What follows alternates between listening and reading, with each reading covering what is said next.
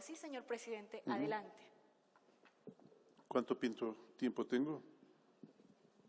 Me dicen 15 minutos. Ya. ¿Un poco más? Sí. Ok. Entonces en 5 estoy desocupado. Adelante. Listo. A ver, en primer lugar, mil disculpas por el retraso. Siempre hay temas nacionales e internacionales que ameritan prestarles un poco de atención emergente y estaba muy pendiente de venir a verlos. De venir a verlos para decirles gracias. Gracias por haber ayudado a rescatar un criterio que lo generamos hace casi 10 años, un poco más tal vez, en el cual pensamos que la única forma de servir a las personas con discapacidad es pensar con criterio holístico, cubriéndolo absolutamente todo. Todo comenzó un momento en que declaramos a la discapacidad en emergencia. Si es que alguien nos cuestiona el haber declarado en emergencia la discapacidad, pues habrá que mostrarle estas imágenes, mostrarle imágenes de personas sencillas, queridas, que las encontramos cuando hicimos la misión Manuel Espejo, las encontramos ocultas en cuevas, en huecos donde les botaban la comida una vez a la semana, en perreras, en gallineros. Así estaba la gente con discapacidad. Y claro, teníamos una sociedad que observaba para otro lado, que las invisibilizaba. ¿Por qué? Porque sentía que no tenía ninguna posibilidad de solucionar el problema. Entonces, como no había ninguna posibilidad de solucionar el problema, lo único que hacía es mirar para otro lado. Nosotros decidimos hacer frente al problema. Y pensamos en la posibilidad utópica, paradigmática, de que a lo mejor sí existía una solución, de que se podía dar a las personas con discapacidad el derecho a vivir como seres humanos, a que puedan rescatar su derecho a vivir como seres humanos. No digo yo a rescatar la dignidad, porque quien rescató la dignidad no son las personas con discapacidad. La que rescató la dignidad es una sociedad miserable que siempre las invisibilizó. Es la que rescató la dignidad. Nosotros lo único que hicimos es ser la vía, ser el camino, y empezamos a trabajar en un proyecto que alcanzó renombre a nivel nacional e internacional. Recuerden ustedes que las manuelas eran solicitadas a nivel internacional. En Honduras hicieron un programa, ¿cómo se llama en Honduras el programa? Que hicieron, yo ya me he olvidado inclusive, para mí ya ha pasado bastante tiempo. El Honduras Accesible. Apoyamos Perú, hicieron Tumbes Accesible. Apoyamos Uruguay, hicieron el programa Artigas, creo que era. Artigas. Vean, perdónenme, ya la memoria me empieza a fallar y no puedo recordar absolutamente todo, porque es bastante lo que se hizo además. Conversando con personas muy cercanas que trabajaban con nosotros dentro del equipo y conversando con la familia también para que nos dé una opinión lo más sincera acerca de lo que había que hacer, pensamos que la única alternativa era verlo, el problema, desde su integralidad, que la única posibilidad de encontrar un camino era una concepción holística del problema de la discapacidad. Pensamos que hacerlo con personas que no deseaban hacerlo, mire, yo estoy hablando de grupos profesionales, los cuales se resistían a hacerlo, y se resistían a hacerlo por varias razones. Una de las razones era porque estaban muy cómodos en su sitio de trabajo y no estaban dispuestos a hacer una brigada que vaya a lo más escarpado de la sierra, que vaya a lo más recóndito de la costa ecuatoriana, que vaya a lo más escondido de la Amazonía. Era muy difícil encontrar gente. ¿Por qué? Porque la gente que trabaja en el sector público tiene ciertos derechos de si es que no quiere no desplazarse, de que si es que no quiere no trabajar horas adicionales, que si es que no quiere no trabajar días de fiesta. Pues tomamos una decisión. tomamos la decisión de traer a brigadistas cubanos. Los cubanos, les comento, tienen bastante experiencia en trabajo social. Es gente que además es extremadamente solidaria. Es gente que cuando trabaja no mira el reloj y lo hace extremadamente con cariño. Y nosotros pensamos que podría ser un referente para que nuestra gente también se alinee dentro de esa forma de comportamiento. Y verdaderamente lo logramos. Porque en adelante teníamos miles de personas queriendo ser brigadistas de la misión Manuela Espejo. Yo todavía recuerdo con mucho cariño, mi madre vivía todavía, siempre hemos festejado la Navidad en la casa de ella, y eran las 4:30 de la tarde, si es que alguna trabajó en la misión Manuela Espejo recordará, eran las 4:30 de la tarde del día de la Nochebuena, que correspondía a la Nochebuena, al otro día de la Navidad. Generalmente en esos días, el día anterior no se trabaja sino hasta el mediodía, y todo el mundo se va a hacer sus tareas navideñas, a hacer sus compras. Eran las 4:30 de la tarde ya, cuando les dije a la gente, ecuatorianos y cubanos, les digo, bueno, por favor ya váyanse a la casa porque es el día de Nochebuena y hay que festejar. Y me encantó lo que me dijo un grupo de chicas y chicos. La mejor forma de festejar la Navidad es seguir haciendo lo que estábamos haciendo. A mí francamente me dio un remesón en el corazón porque no sabía hasta dónde habíamos imbuido en la gente el concepto de servicio. Y esta gente trabajó denodadamente, desde las 5 de la mañana que se levantaban, a las 6 que salían a trabajar, y muchas veces 8 o 9 de la noche terminaban su trabajo. A veces no tenían fines de semana, no tenían días de fiesta. Es que no había otra forma de hacerlo. No había otra forma de hacerlo porque había tanta gente que atender. Se visitó más de 1 millón de hogares. Se visitó más de 1 millón de hogares. Inclusive yo recuerdo que hicimos un proyecto piloto, porque nosotros somos muy amantes de los proyectos pilotos. Somos muy amantes de los PowerPoint, de los proyectos pilotos y de los conceptos excesivamente tecnocráticos. Y el proyecto piloto era hacerlo en Cotopaxi, donde había una alta incidencia principalmente de discapacidad relacionada con la capacidad mental. Y estábamos haciendo Cotopaxi, y eso se los cuento como una anécdota personal, un poco coloquial. Estábamos haciendo Cotopaxi y nos demoramos ya casi un mes haciendo Cotopaxi. Una de mis hijas me preguntó, papá, ¿qué es lo que estás haciendo? Estamos haciendo esto, la investigación. Hemos encontrado las necesidades de la gente y me preguntó, ¿y cuándo las van a atender? Y yo dije, bueno, pues o sea, cuando terminemos el estudio, que es lo que generalmente se hace, ¿verdad? Y entonces me dijo, ¿crees que la gente puede esperar? Ese momento cambió totalmente mi forma de pensar. No existía otra alternativa que al mismo tiempo que se iba haciendo el estudio, ir solucionando los problemas de la gente. Inmediatamente conseguimos los recursos. Les comento que no teníamos nada. No teníamos nada. Había que comprar las cosas. Recuerdo con mucho afecto al comandante Chávez, al cual le dije, comandante, necesitamos que nos apoyes. Sé que ustedes han hecho un programa que les ha ido más o menos bien, pero sé que tienen un sobrante.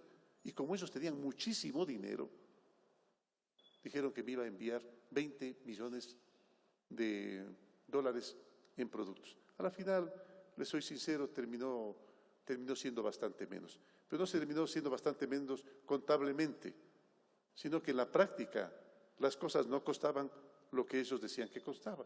Bueno, pero a nosotros lo que nos interesaba es que ingresen los productos para entregarlos a los ecuatorianos. A nosotros nos interesaba el tema de si es que allá había o no había corrupción para comprar las cosas. A nosotros lo que nos interesaba es que nos manden las cosas. Nos mandaron las cosas como que fuera 20 millones de dólares y acá la verdad es que no terminaron costando más de 14 o 15.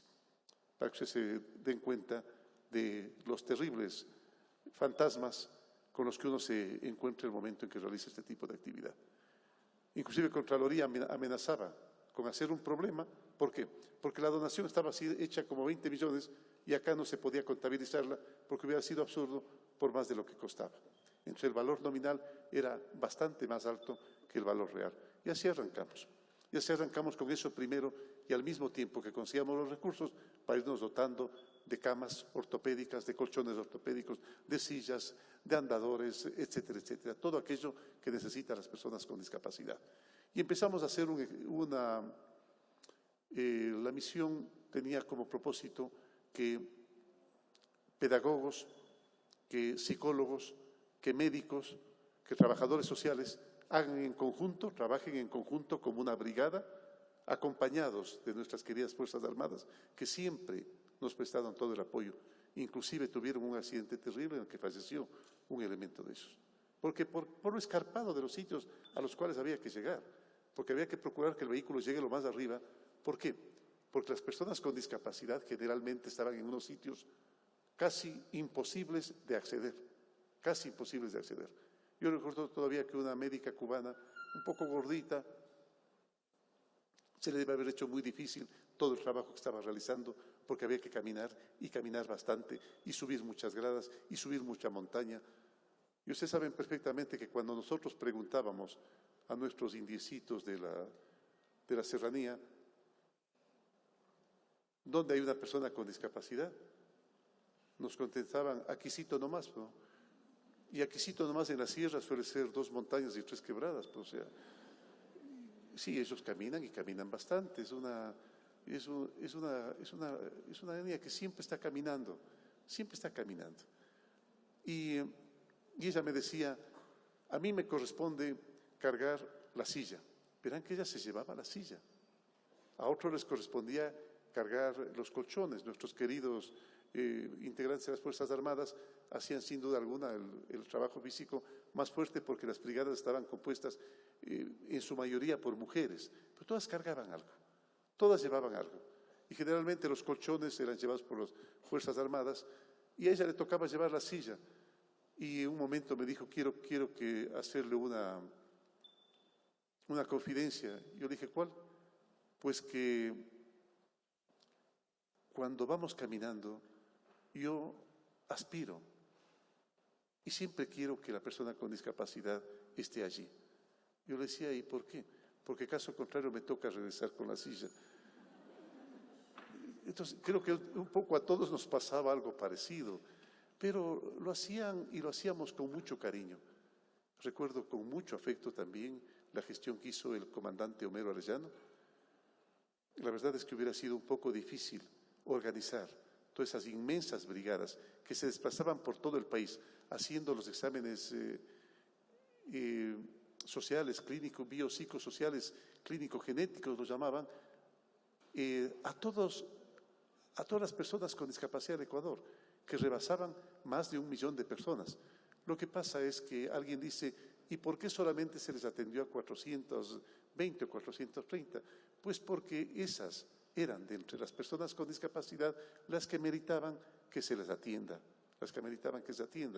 porque había personas que tenían, qué sé yo, una deficiencia auditiva pequeña, una deficiencia visual pequeña, una deficiencia física pequeña, pues que no meritaba la atención inmediata y prioritaria que entregaba el Estado.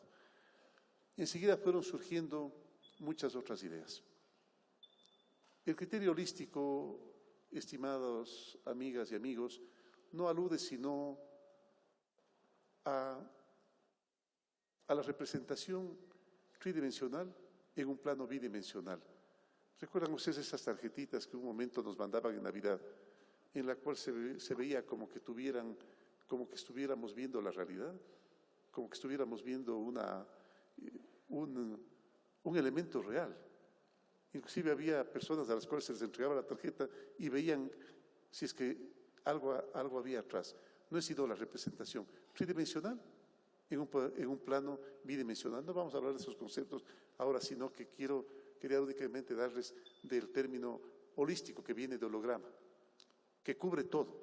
Eso es lo que era esa tarjeta, algo que veías todo. y con la debida profundidad, que veías la montaña en la profundidad en la que realmente estaba, no como una fotografía en la cual se te hace difícil identificar, a no ser por el tamaño, la distancia a la que se encuentran las cosas. Holograma, holístico, todo, abarcarlo todo. No pensar en que existe la posibilidad de atender un solo tema. No es que como candidato a una dignidad me paro en una tarima y escojo de entre el público, y ya me han dado escogiendo con anterioridad a una persona con discapacidad que pasa cargada y yo, oh milagro, le regalo una silla de ruedas. No, no, no. Todos, todo y para todos. Quisimos que no haya absolutamente ningún ángulo, ninguna arista que no quede sin limar. Si es que había que dar Procuraduría Jurídica, pues a poner Procuraduría Jurídica para atender los derechos de las personas con discapacidad. Si había que dotarles de ayudas técnicas, todas, absolutamente todas. Desde una cama que no la tenían, desde una casa que no la tenían, construimos más de 12.000 casas. Desde una casa que no la tenían, un colchón que no lo tenían, un colchón antiescaras que no lo tenían, una silla de ruedas que no lo tenían, un bastón, un andador, etcétera, etcétera. Un baño al que pueda acceder. Porque es terrible para las personas con discapacidad. Ir a un hotel en el cual la puerta del baño es menos ancha que el ancho de la silla de ruedas. Y no uno, muchísimos, muchísimos. Si bien es verdad, los hoteles que tienen cierta categoría hacen cuartos especialmente para personas con discapacidad, que casualmente mi esposa dice, siempre es el cuarto más oscuro y el que se encuentra al fondo. Tratamos de cambiar la mentalidad de la gente. Y de a poco la gente vio que el trabajo que se hacía era un trabajo sincero y que se lo hacía con cariño y empezó a embeberse de él. Nosotros hicimos un programa que se llamaba, no sé si ustedes recuerdan, Manuel Espejo Informa, en el cual informábamos todo lo que avanzábamos, en unas pastillas muy rápidas. Y ustedes miran qué importancia tenía, en primer lugar, salir de los típicos timbales que se oían antes de la propaganda gubernamental, con demasiada frecuencia. El Manuel Espejo Informa no era sino un mecanismo de informar rápidamente a la persona lo que estábamos haciendo con el programa Manuel Espejo. Ustedes me dirán, ¿y por qué lo hizo? Yo lo pensé, el Manuel Espejo Informa, ¿por qué? Porque sabía que en el Ecuador, porque a mí me pasó antes de tener discapacidad, yo pasaba delante de una persona con discapacidad, a lo mejor le daba una caridad, la veía y decía, si es que yo en algún momento tuviera la posibilidad de ayudarlos, los ayudaría. Pero claro, no puedo, y después de 5 minutos te olvidabas del problema. Entonces, ¿qué es lo que ocurría? El momento en que la gente, frente al televisor, veían que el Manuel Espejo Informa les decía que se estaba haciendo lo que se debía haber hecho hace mucho tiempo con respecto a la solución de los problemas que tenían las personas con discapacidad, sentía como que le estaban haciendo lo que él hubiera querido hacer. Es por eso que tenía tanto éxito el Manuel Espejo Informa.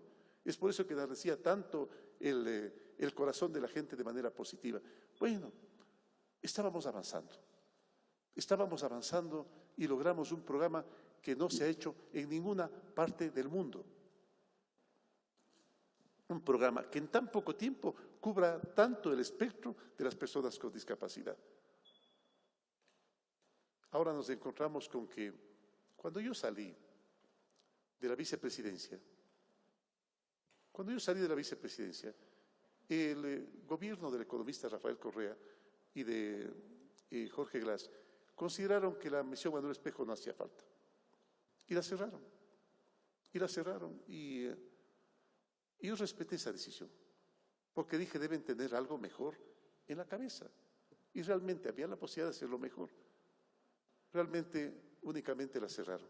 Y en este momento nosotros tenemos que las personas tienen exactamente la misma silla de ruedas que les dimos hace 8 y 9 años, sin considerar que principalmente las personas discapacitadas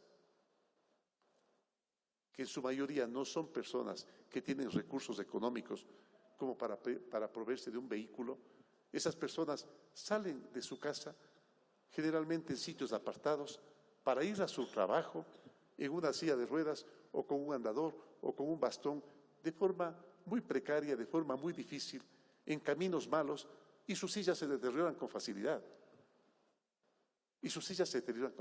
Este momento ustedes deben estar encontrando mucha gente que está en una situación igual o peor de la que estaban hace 10 años. No podemos permitirlo.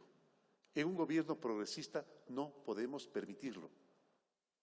No podemos permitirlo. Es por eso que conversamos con Rocío y aprovechando que ella es la esposa del presidente, ella no le gusta que le digan la primera dama, dice que en el Ecuador todas las damas son de primera. Y es verdad, las damas son de primera y mi esposa lo que es eso, la esposa del presidente, la cual quiso ayudar y por eso yo la nombré, sin sueldo por cierto, presidenta del programa Toda una Vida. Y se hizo cargo de las Manuelas, porque no podían llamarse de otra forma. No sé si a ustedes les contaron quién fue Manuel Espejo ya. Manuel Espejo es una heroína intelectual que vivió en la segunda mitad del siglo XVIII. Ahí por 1740, 1750, 60, por allí se la veía deambular por las calles de Quito, siempre tratando de buscar una ayuda para los enfermos que estaban en el Hospital San Juan de Dios, que estaba ubicado donde ahora está el Museo de la Ciudad, después del Arco de la Reina, creo que se llama, ¿no? ¿Sí? Después del Arco de la Reina. Ahí era el Hospital San Juan de Dios, un hospital que estaba dedicado a la caridad, a curar, por supuesto lo manejaban los religiosos, a curar con caridad, no como una obligación de gobierno. Pero eso es lo que había. Y hacia allá iba Manuel Espejo, hermana de nuestro prócer, médico, intelectual, abogado, filósofo, cientista, Eugenio de Santa Cruz y Espejo. Y con él inclusive se paseaban las calles de Quito por la noche, para que nadie los vea, porque en ese tiempo los encarcelaban, pues. Eran tiempos, creo que del barón de Carondelet. Se los encarcelaba y por la noche, en la oscuridad, colocaban unos heraldos que decían: Salva cruce, liberesto, felicitate en gloria consecuto, que no quiere decir sino al amparo de la cruz, ser libres y felices. Eso es lo que proponía Eugenio Espejo y su hermana Manuel Espejo. Pero ella no solamente una libertaria, una persona libertaria, libérrima, sino que además era una mujer solidaria, porque en ese tiempo había mucha gente que estaba lesionada o enferma por causa de las pestes, por causa de las azonadas, que era muy común ahí que se dispare nomás contra la gente que protestaba por algo. Las erupciones, que también las había con algo de frecuencia, y los duelos. En esos tiempos la única forma de resolver de dirimir una divergencia era retando a duelo al contrario. Y serían, generalmente no se mataban, serían. Y esos heridos, muy difíciles de curar, iban al Hospital San Juan de Dios y allí es donde Manuel Espejo los curaba, los atendía. 100 años antes que Florence Nightingale, que es la enfermera referente de las enfermeras del mundo. Nosotros tuvimos antes, 100 años antes de ella, tuvimos a la que debería ser la referente de las enfermeras del mundo. Pero, ¿qué es lo que pasaba con Manuel Espejo? La verdad es que deberíamos encontrar nosotros muchos retratos de Manuel Espejo porque se les hizo. Muchas personas que escribían acerca de ella, porque sabían del valor que tenía esta mujer. ¿Saben cuál fue su defecto? Escribir en el periódico Primicias de la Cultura de Quito poemas.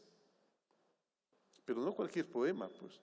No el poema a la florecita, a la plantita, pues al animalito, sino poemas eróticos. hacía poemas eróticos. Imagínense una mujer en mediados del siglo XVIII, todavía libérrima, todavía libertaria, con ideas libertarias, con locas ideas libertarias. Escribir ese tipo de poemas era inaceptable y se los publicaba, por supuesto, en el periódico Primicias de la Cultura de Quito, de su hermano Eugenio de Santa Cruz y Espejo. Ella se casó con el prócer de la independencia, un intelectual extraordinario, José Mejía Lequerica. José Mejía era el esposo de Manuelita Espejo. Lastimosamente él murió, si mal no recuerdo, a los 27, 28 años de edad, cuando era diputado de las Cortes de Cádiz. Y ella, que además ya era mayor que él, en adelante se quedó soltera para toda la vida, recordando a su esposo, que era un hombre extraordinariamente valioso, que siempre defendió los derechos de las personas latinoamericanas, de las colonias latinoamericanas, en las Cortes de Cádiz. Ese era Manuel Espejo, por eso llevan ustedes en el pecho una insignia que hay que honrarla, que hay que honrarla. Parece que no debe haber sido una mujer fea, tal vez no con las características lindas que ustedes tienen en el pecho, pero como hay ciertos referentes a los cuales uno se pega con mayor frecuencia, le pusimos una narecita respingada para que quede más bonita. Total, si uno no tiene un retrato que refleje fielmente a la persona, más o menos como la historia, tiene derecho a llenarla con algo. Eso es lo que son ustedes, las Manuelas. Las Manuelas que acuden, sin importar el horario, sin importar el día, sin importar el esfuerzo, sin importar el sacrificio, sin importar el trayecto, acuden a visitar a las personas con discapacidad y a darles un momento de cariño importantísimo, porque yo veo como ustedes les abrazan, ellos los besan, y ustedes se lo hacen, y con todo amor. Esas son las Manuelas. Es por eso que merecen el respeto y el cariño de todos. Ser una Manuela no es cualquier cosa. Ser una Manuela es ser una persona solidaria, que ama realmente a las personas que están sufriendo alguna discriminación, como el caso de las personas con discapacidad. Y no solo eso, sino que además quiere resolverles su problema. Eso es una Manuela, algo grande. Yo fui nombrado por el doctor Ban Ki-moon, que era secretario general de las Naciones Unidas, por el programa Manuel Espejo, porque él visitó acá y vio lo que hacía el programa Manuel Espejo y se fue encantado. Y me dijo, quiero que usted nos colabore. Vi un poco así, ir a trabajar a las Naciones Unidas, ahí metido en una oficina, no me gusta. Entonces me dijo, sea mi enviado especial. Y fui el enviado especial de Naciones Unidas para el tema de las discapacidades. Trabajamos fundamentalmente en que todos los países firmen la Convención de las Personas con Discapacidad, por una parte, y en que las empresas, les mandábamos cartas permanentemente a todas las grandes empresas de Europa y de Norteamérica. ¿Para qué? Para que cuando hagan tecnología, siempre piensen en las personas con discapacidad. Y la consecuencia, aunque alguna gente no quiere ver, es que de ahí en adelante se empezó a hablar bastante más de la tecnología en favor de las personas con discapacidad. Porque no se olviden que lo que le hace falta a una persona con discapacidad para actuar en iguales circunstancias, en similares circunstancias que una persona que no tiene con discapacidad, no es sino la accesibilidad. La tecnología como para poder desplazarse adecuadamente y cumplir con las tareas que cumplen las otras personas. La accesibilidad es el gran paraguas que cobija los derechos de las personas con discapacidad. Lo único que reclaman las personas con discapacidad, y no reclaman, exigen, es ser tratados exactamente iguales. Que no por tener una discapacidad uno está condenado a ser un amargado. Claro, no es que una persona, y peor un exmandatario, que recibió las visitas de la misión Manuel Espejo, que él también acompañó, que él sabe la concepción de la Manuel Espejo, utilice conceptos como ese, nos preocupan, pero más que nos apenan. Es que no cumplimos totalmente con nuestra tarea. Es que hay que conversarlo más, es que hay que hacerlo mejor, porque siempre hay una forma mejor de hacer las cosas y siempre hay una mejor forma de decir las cosas. Hay que hacerlo mejor, nada más. La respuesta nuestra no debe ser decir como muchos medios lo han atacado aquí. No. Nuestra respuesta es hacerlo mejor. Nuestra respuesta es hacerlo mejor. Para que todas las personas se embeban de lo que significa la discapacidad. Que las personas no son las discapacitadas. Lo que pasa es que en el desarrollo histórico de la humanidad no se las tomó en cuenta. O sea, no se generó una sociedad que les permita, no sé si me explico, que les permita a ellos poder equiparar oportunidades con los demás. Entonces no se hizo calles para ellos, no se hizo casas para ellos, no se hizo baños para ellos.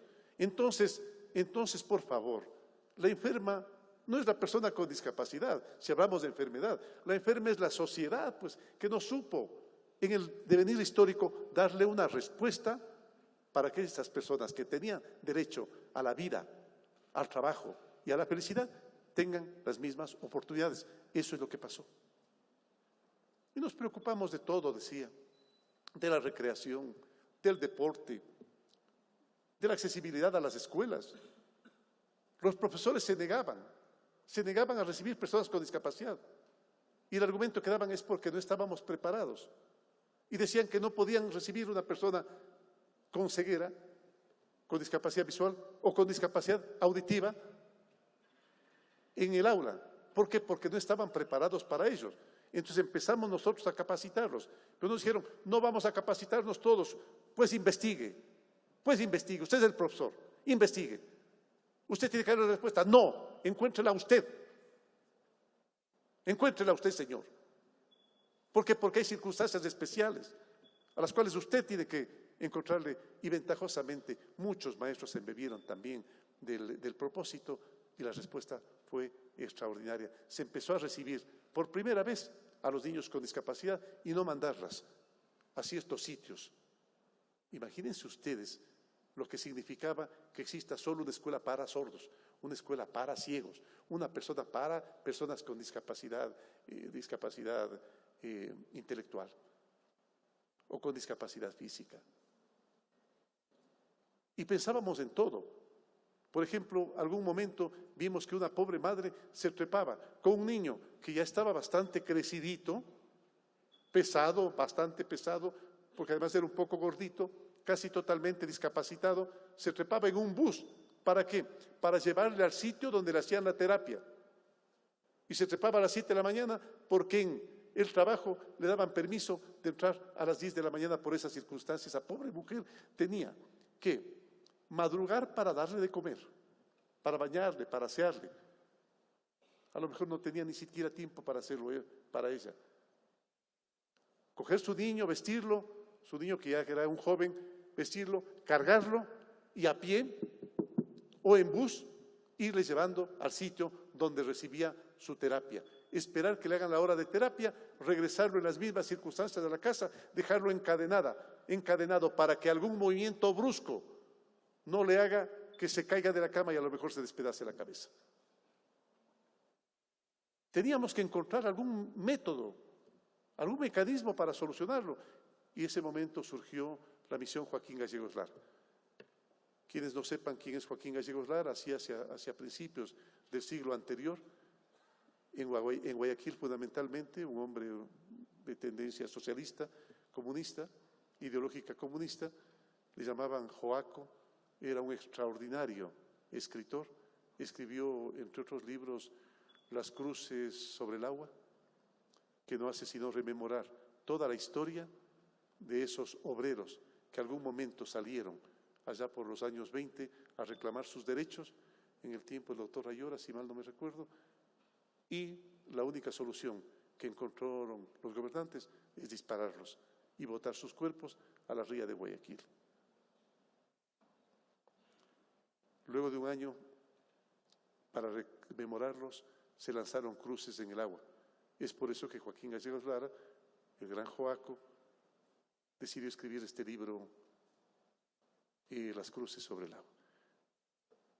Perdónenme que les cuente esto, pero también por eso decidí ponerle el nombre de Joaquín Gallegos Lara a la misión esta, que tenía como propósito entregarle, y tiene como propósito entregarle una remuneración mensual a la madre, padre o a una persona, un vecino, una monjita, un pariente que desea hacerse cargo de esa persona todo el día.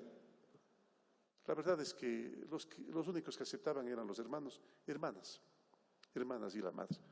Es por eso que la misión está casi compuesta por mujeres, porque las mujeres son más solidarias, pues.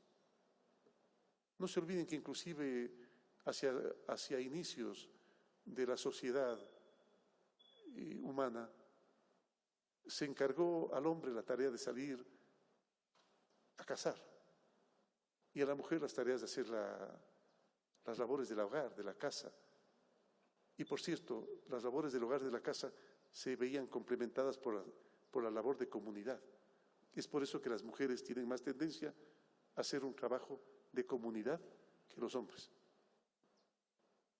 Chismean también ahí, pues pero tienen mayor tendencia a hacer un trabajo de comunidad y tienen más conciencia social. A mí no me gusta decir esto delante de mi mujer porque después se me crece mucho, pero las mujeres son mejores que los hombres. Y no estoy hablando de eso. No estoy hablando solo de eso, que también lo son. Estoy hablando del corazón, de la honestidad. Las mujeres, miren, cuando nace un niño con discapacidad, para poder atenderlo, la mujer que ya trabaja busca otro trabajo. El marido busca otra mujer. No me pidan que les cuente 1.000.000 de casos porque los tengo. Porque los visitamos. Y porque los metimos presos. Porque había sinvergüenzas, por ejemplo, allá recuerdo todavía en la Pebres Cordero, me encuentro con una señora con su niño con discapacidad y había sinvergüenza que cuando nació la niña con discapacidad, pues se fue a vivir con su novia. Ni siquiera se fue lejos del sinvergüenza, se fue a vivir a media cuadra. Y no volvió a ver a la niña jamás. A mí no me gusta ver a la gente presa, pero créanme que alguna satisfacción sentí de verlo allí. Porque eso es lo que merecía. Porque lo que había hecho es un crimen terrible. Había abandonado durante 17 o 18 años a su hija, que nació con un tipo de discapacidad. Y entregamos el bono a Joaquín Gallegos Lara, que además preveía provisión de capacitación en nutrición, en autoestima, tan importante para las personas con discapacidad o para las personas que les cuidan, importantísimo. Que la persona con discapacidad no se vea pues como una persona que está excluida de toda forma de felicidad. Y supervisión. Inclusive por ahí, yo no soy muy ducho en tecnología, pero por allí surgió la idea de hacer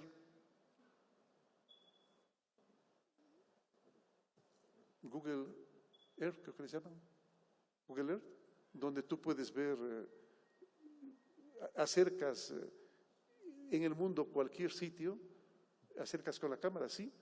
Imagínense ustedes que nosotros teníamos un programa, habíamos diseñado un programa, nos habían diseñado un programa en el cual poníamos el nombre de la persona con discapacidad en el computador y nos enfocaba la casa y podíamos saber si estaba el vehículo que hacía la supervisión. Por ejemplo, todo desapareció. Todo desapareció. Pero mientras tanto yo trabajaba como enviado especial y me invitaban a todos los foros mundiales de discapacidad. Y yo les comentaba que yo no hice la misión Manuel Espejo. Yo solo encendí la chispa nomás. La chispa que encendió el corazón receptivo completamente de los ecuatorianos.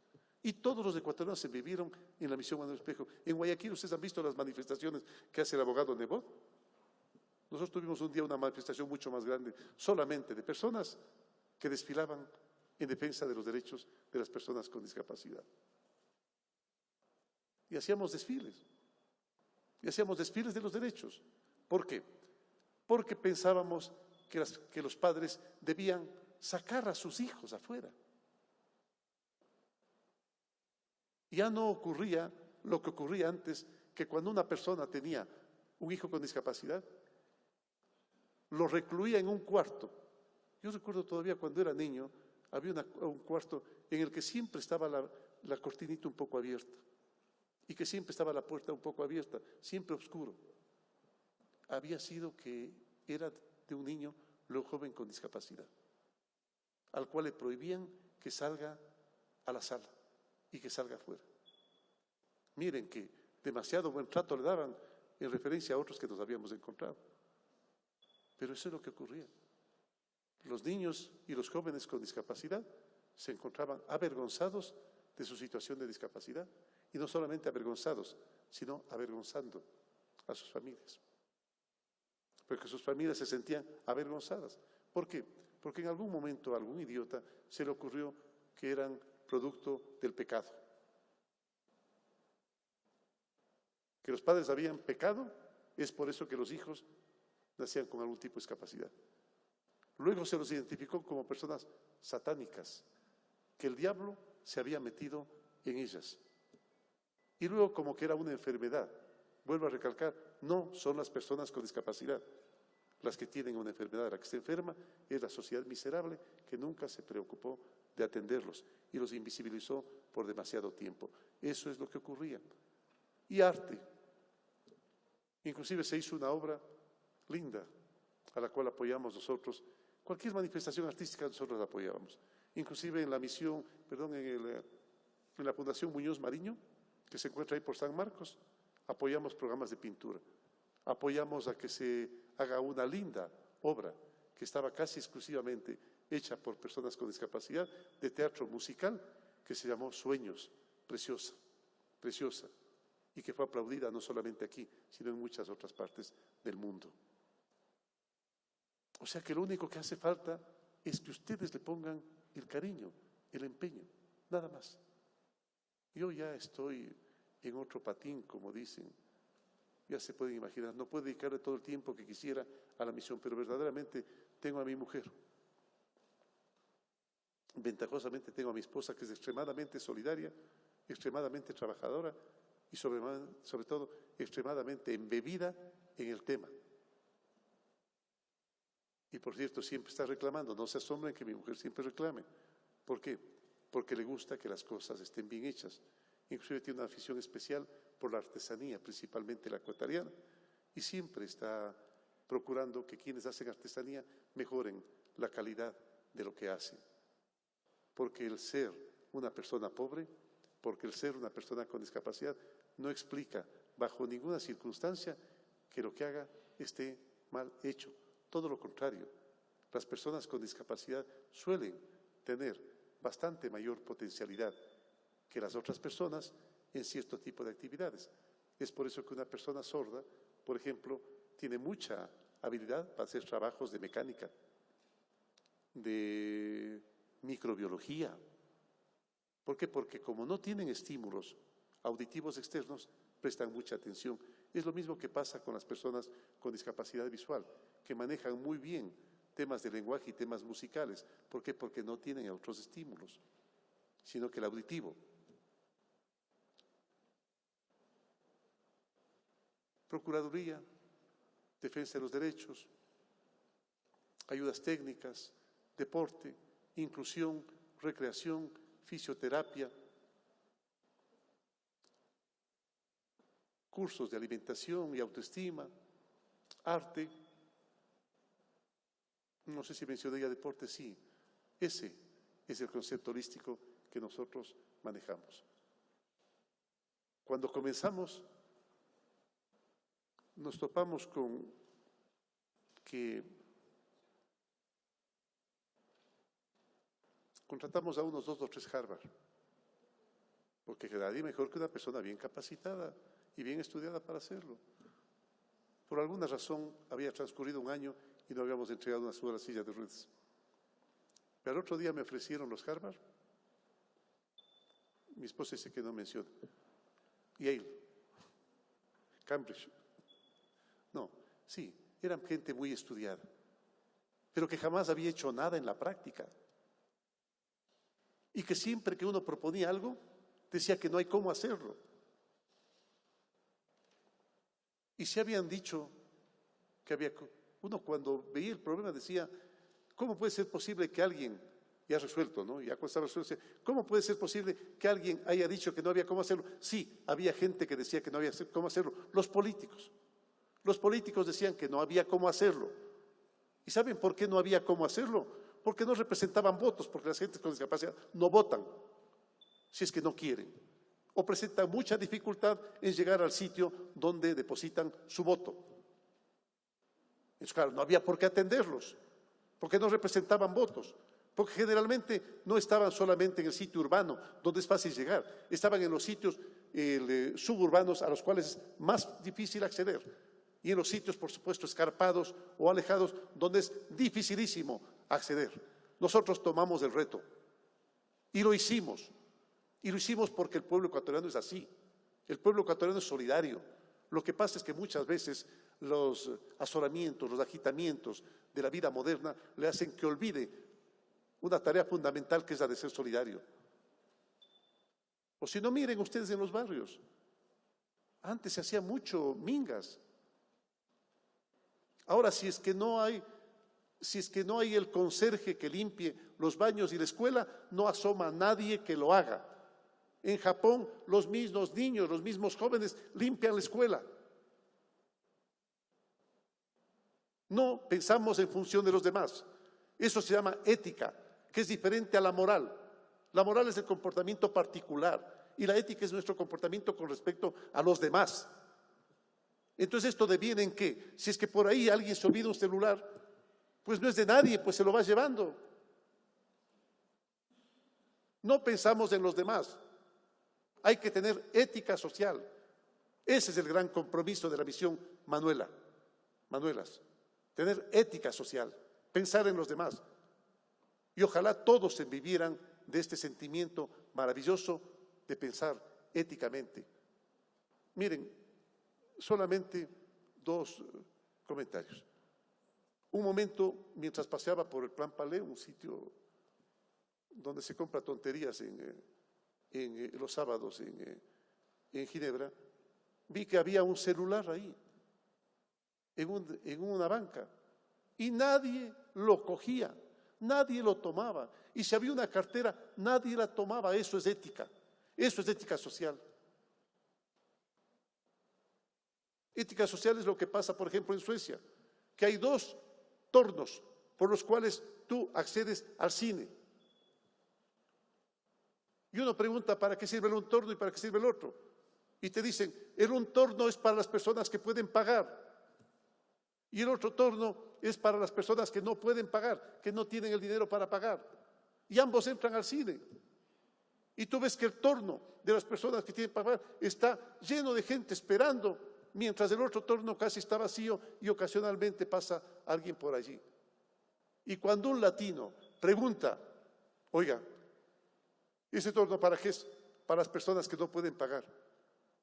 Perdóneme, y si es que una persona tiene dinero y pasa por ese torno, te quedan viendo y te preguntan, ¿y por qué habría de hacer eso? ¿Y por qué habría de pasar por ese torno si tiene dinero?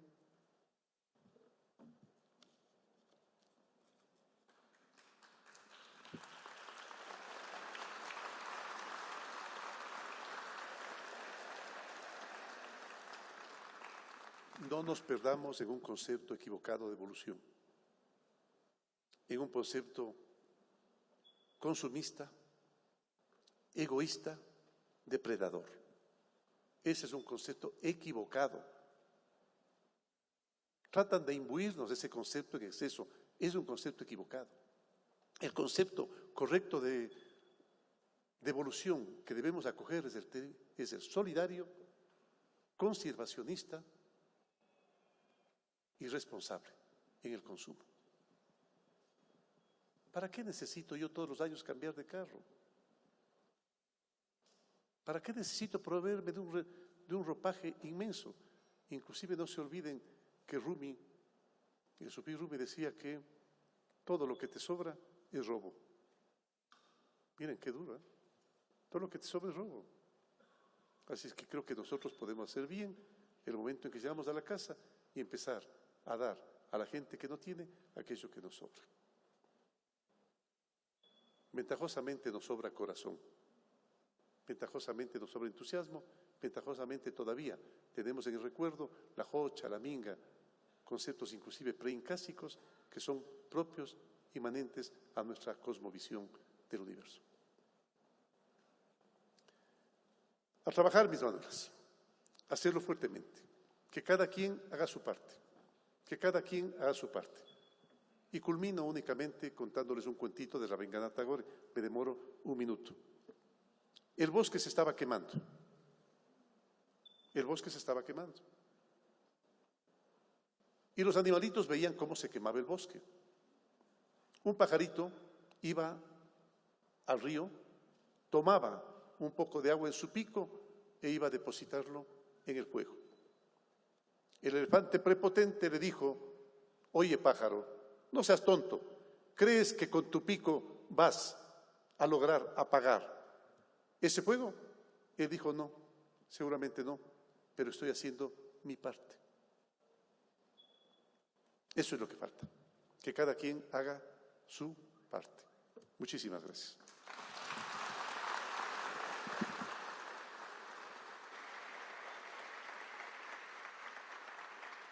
Muchísimas gracias, señor presidente, por sus palabras, por todo lo que nos ha comentado. El trayecto del programa Las Manuelas ha sido largo y entendemos el gran sacrificio que hacen cada una de las brigadistas, los médicos, las Fuerzas Armadas, por apoyar a la gente con discapacidad a través del gobierno. Recordarles que hemos recorrido todos los rincones de nuestra patria, visibilizando y reconociendo los derechos de las personas con discapacidad, despertando así todos los ecuatorianos el espíritu solidario bajo la consigna, una consigna que no debemos olvidar, que no quede ni una persona con discapacidad en el Ecuador sin ser atendida. A partir del 24 de mayo de 2017, las Manuelas retomaron esta gran misión, consolidando el compromiso en el Ecuador con el fin de atender integralmente y en coordinación con todas las instituciones del Estado a toda la población vulnerable. Pero, ¿quién nos puede contar del trabajo en territorio? Los protagonistas de esto, una de nuestras Manuelas. La invitamos a continuación a Anabela Quintana, brigadista de las Manuelas Zona 8. La recibimos con un fuerte aplauso.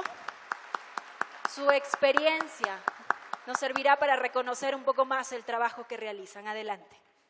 Buenos días, señor presidente, ¿cómo está usted? Señora Rocío, buenos días. Compañeras Manuelas, señores ministros. Quiero hoy compartir con usted, especialmente, señor presidente, mi vivencia. Yo conocí a Jesús Montaleza, un niño de 4 meses. Él nació con 3 tumores en su cabecita y esto pues le provoca muchísimo dolor. Conocí también a Tatiana, su mamá, una chica muy joven. Ella dejó de lado todos sus sueños por dedicarse enteramente a cuidar a su familia. Fue entonces cuando me di cuenta que nosotros como Manuelas teníamos la obligación de trabajar por ellos. Inmediatamente iniciamos la intervención junto con Salud y junto con MIES. Hoy Jesús cuenta ya con atención médica, cuenta ya con el bono Gallegos Lara. Se lo pudo reubicar en Sociovivienda 3, donde realmente les cambió su vida. Hoy ellos continúan con la esperanza de que no están solos, porque cuentan con nosotras. Yo creo no equivocarme, señor presidente, al decirle que nosotras, todas, cada una de las Manuelas que está acá presente, trabajamos con todo el corazón, trabajamos con todo el empeño, que nos involucramos al 100% con cada uno de los casos que visitamos, que conocemos, que no estamos tranquilas hasta que no vemos la luz al final y no conseguimos todo lo que las personas necesitan. Y todo esto, señor presidente, gracias a usted. No me queda más que agradecerle a usted, señora Rocío de Moreno, por permitirnos formar parte de esta maravillosa misión, por permitirnos ser parte de esto. Esto es lo que yo siempre digo, no es un trabajo. O sea, y de paso me pagan por esto. Esto es realmente una bendición. Trabajar aquí es realmente una maravilla, o sea, me enamoró. Esto es algo realmente maravilloso. Así que gracias a usted. Mucho. Gracias a todas las personas también que cada día nos reciben en sus hogares y que nos reciben con tanto amor. Gracias a todas ustedes, Manuelas, porque sé lo comprometidas también que están con todo esto. Gracias. Tú has dicho una verdad bien grande que nos habla de la insuficiencia del ser. Los seres humanos somos seres insatisfechos, pero claro está, no es que no tengamos derecho a aspirar a muchas cosas, pero la única insuficiencia que nosotros debemos tener es la de servicio a los demás. De eso no debemos cansarnos ni sentirnos satisfechos nunca, nunca. Con respecto al sueldo, yo no sé cuánto les pagan, pero yo recuerdo todavía que Peter Drucker decía: quien no trabaja más de lo que le pagan, no merece lo que le pagan. En trabajo social me refiero.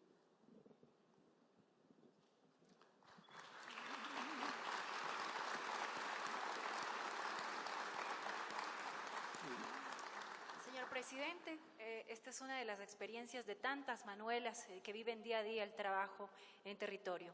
También queremos escuchar ahora a Fernanda Aguirre, brigadista de la Zona 1. Adelante, Fernanda. Bienvenida. Fuerte el aplauso para ella.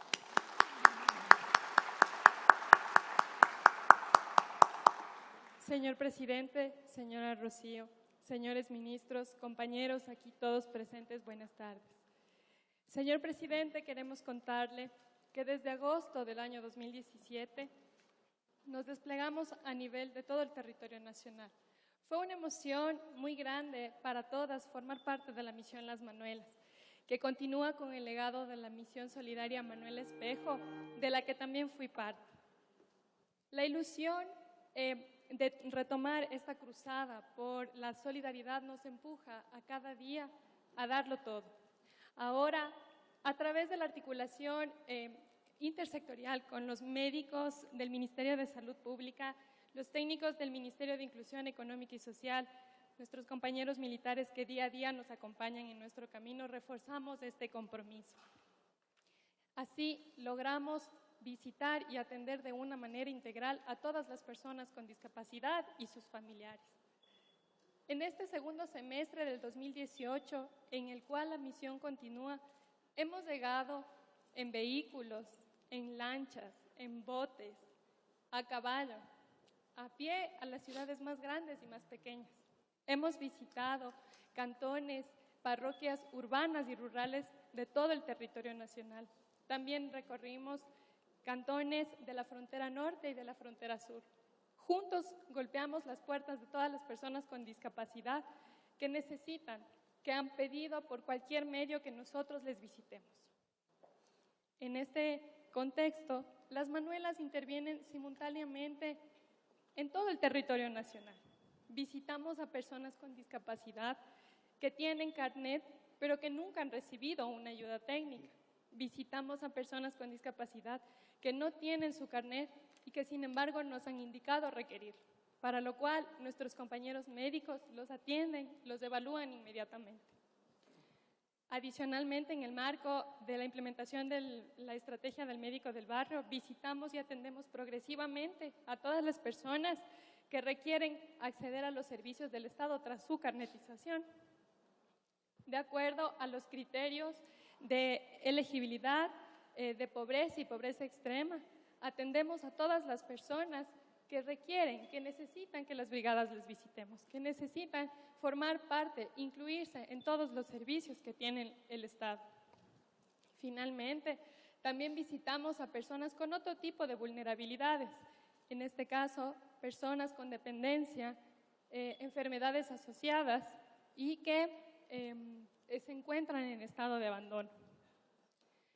En cada visita domiciliaria, las Manuelas levantan el Registro Social 2018, con el cual nos permite tener una información actualizada de cada núcleo familiar, así como una información social y económica que les permite a las personas con discapacidad ser incluidas en todos los servicios y programas que los ministerios pueden brindarles.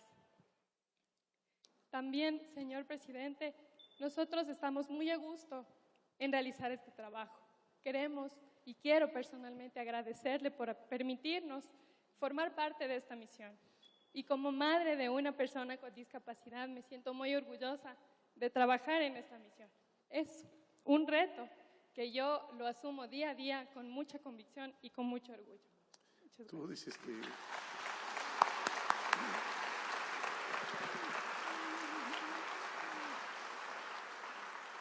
el ser humano, y aquí hay algunos médicos que me van a corregir si me equivoco en algo en bastante, nacemos con una capacidad específica de generar precursores o hormonas que no son sino neuropéptidos que se vierten en el torrente sanguíneo y que van a todo el cuerpo, a cada célula, y si es que van en suficiente cantidad, unas de las que les voy a hablar, la célula se alegra. Y claro, todas las células de un cuerpo alegre generan una persona alegre. Más o menos creo que al nivel del hipotálamo se producen estos neuropéptidos. 3 o 4. Son la serotonina, las endorfinas y las dopaminas. Que el momento en que se vierten en el torrente sanguíneo y van a todo el cuerpo, crean la sensación de satisfacción en la persona, de satisfacción con la vida. La mejor forma de generarse neuropéptidos y aprender a generarlos es amar lo que se hace, amar a los demás y extasiarse ante un paisaje lindo, ante una noche estrellada, ante una luna llena, ante un atardecer, ante el arrebol de un amanecer. Esa es la mejor forma de proveerse estas 3 hormonas. La una, la serotonina, antidepresiva por excelencia, las endorfinas, las hormonas de la alegría, y las dopaminas, las hormonas que brindan satisfacción con la vida. ¿Hay cómo obtenerlas de forma artificial? Sí, sí. Por ejemplo, si usted no tiene suficiente cantidad de serotoninas y empieza a sentirse deprimida, puede tomar Prozac. Pero como no aprende a generar naturalmente las serotoninas, tarde o temprano se produce la falla del Prozac y las personas terminan hasta suicidándose. Si usted no produce dopaminas, ¿hay cómo reemplazarlas? Sí, con las drogas. Claro que hay cómo reemplazarlas con las drogas. Y si usted no produce endorfinas, pues tendrá que conseguirse un sustituto. No conozco exactamente el sustituto de las endorfinas. Por eso es que la propuesta para nosotros y para nuestros hijos es que si es que queremos tener una vida satisfactoria, aprendamos a proveernos naturalmente de esos elementos. Y les comento que la mejor forma de producir serotonina, que es la hormona antidepresiva por excelencia, es la solidaridad. Si usted tiene un hijo o una hija que después de esas farras a lo cosaco que se pegan los guambas ahora, amanecen medio chuchaquis y dicen, mamá o papá, estoy con la depre, háganles que hagan unos sándwiches, cojan unas colas o unos jugos y vayan a visitar a una persona con discapacidad o a...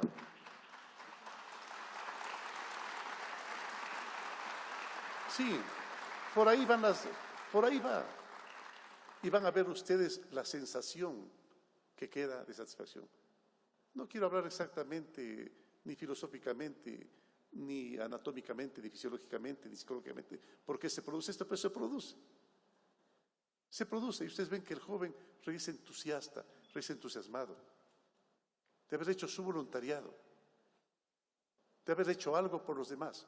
No existe mejor forma de generar serotonina, así como no existe mejor forma de producir dopaminas y endorfinas que lo que les he comentado, el sentirse satisfechos con la vida que tenemos, con lo que Dios nos ha dado. Hay una frase que quiero recordar en este momento, que hay que comunicar a la gente, que hay que decírsela a las personas con discapacidad.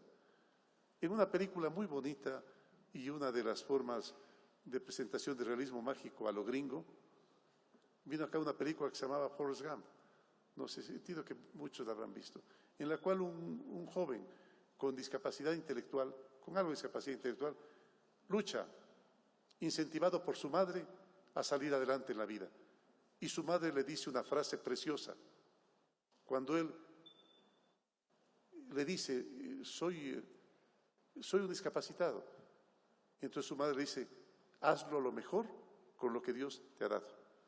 Eso es lo que nosotros debemos hacer en la vida y hacer que las personas con discapacidad también háganlo lo mejor que puedan con lo que Dios les ha dado. Ya habrán hecho su parte. ¿Ok? Hermosas palabras, señor presidente.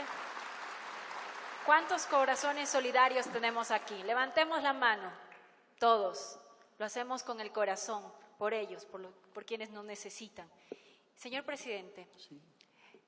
hay una frase que dice que detrás de un gran hombre hay una gran mujer. Yo le voy a cambiar la frase, porque juntos